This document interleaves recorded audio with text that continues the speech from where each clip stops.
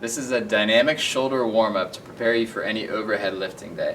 This is a slight variation from previous shoulder warm-ups we've done in past months in that we're doing this from a kneeling or a tall kneeling position in order to facilitate more focus on your torso position. So to start, what we're going to do is in this kneeling position, which is a slightly easier version, and we're going to work on some rotator cuff activations. So we're going to start with the arm out away from you, and we're going to work into this externally rotated position.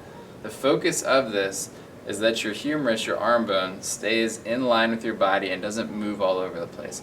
What this does is it creates a stable shoulder for you to initiate pressing overhead. So with this movement, do 8 to 10 repetitions just to warm up the cuff.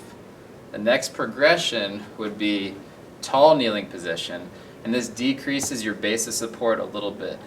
When you're in this position, what we want you to focus on is that your hips stay over your knees and your shoulders stay over your hips. You're going to use your core control to maintain this position. The movement is the same, but the stability demands are a little bit more intense. So from this position, we're going to move into a horizontal pull.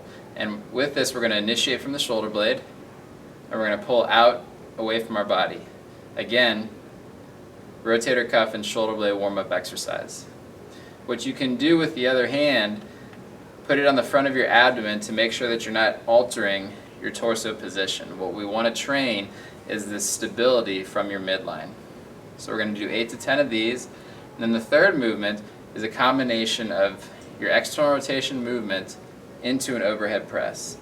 So you're starting with your rotator cuff activation and then working into that overhead position. Again, things you want to focus on: shoulders over hips over knees, and arm bone stays centered in the socket right in the midline of your body. Do 8 to 10 of all of these reps using either bands such as this, your crossover symmetry bands, or even a dumbbell.